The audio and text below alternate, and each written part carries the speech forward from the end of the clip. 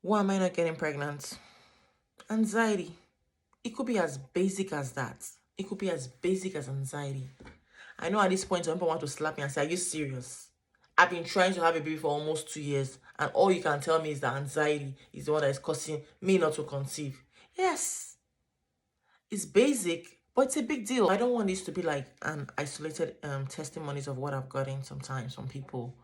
I know you probably have seen somebody or know somebody from somewhere, in your church, in your area, a friend's friend that told you that, I've been trying to have a baby for 4 years. Every day I was thinking, every day emotional turmoil, every day I pray and fast and cry, and baby did not come.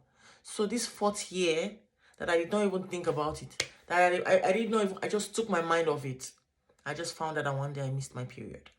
In that kind of situation, I'm not saying 100% for everybody. It's not an isolated issue. I'm just saying it might be that anxiety was causing her not to have the baby. Her anxiety was causing her not to, conceive. Because first off, let's look at the science between conception. So, we have the cerebral cortex. The cerebral cortex and the hypothalamus. Yeah, in very close proximity to each other. Look at these two things. The cerebral cortex is the outer covering of the brain, and then we have the hypothalamus that produces the hormone for reproduction.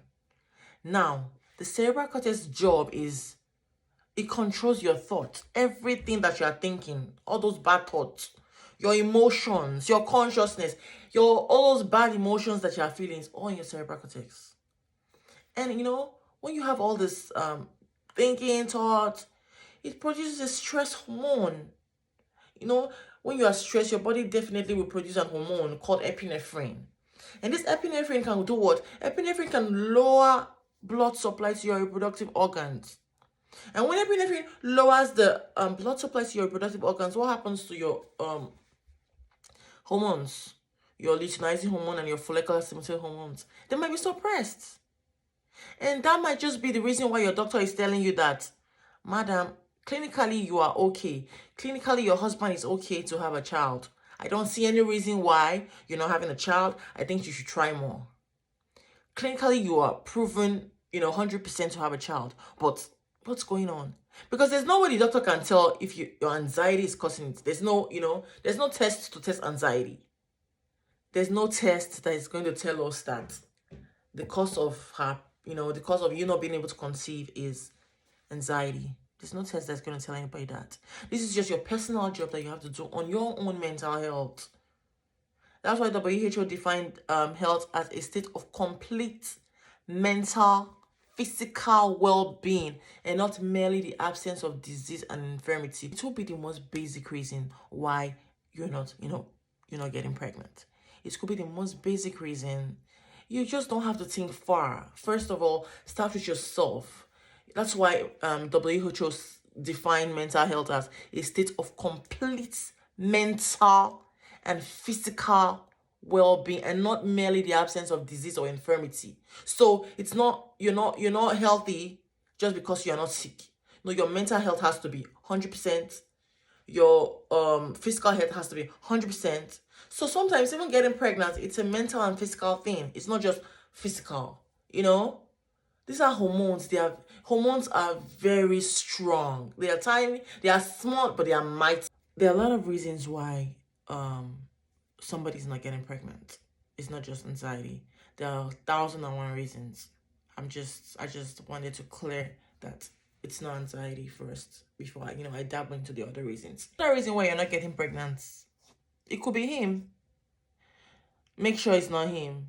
I mean, by clinical certification that he's not the problem why you're not getting pregnant. And the third one will be anovulatory periods. You require a sperm and an egg to fertilize. If there's no egg and sperm, there's no fertilization. So when you're not ovulating, even if you're seeing your period, even if you're menstruating and you're not ovulating, there's nothing to fertilize. It's just you're seeing your period, but there's no ovulation. And there are 1,001 reasons that can cause anovulation. I won't dabble into it. There are a lot of it. PCOS, prolactin hormone, those are like the major causes of anovulatory period. Obesity, Yes, obesity can cause an ovulatory period. There are a lot of them, and you treat them accordingly. If it's prolactinoma, they give you dopamine drugs, or PCOS, they will give you metformin. Recommendation to anybody trying to conceive and is not able to is just try to work on your mental health first. If it doesn't work, then you can go, medical. You can, now go medicate yourself. I know it's not easy. It's really not easy, when you have all that anxiety in you, or when it's baby coming. Take your mind off it. Try to exercise. Do something. Exercise, yoga, deep breathe. Just, something that will take your mind away from it. Something that will make you not think about it.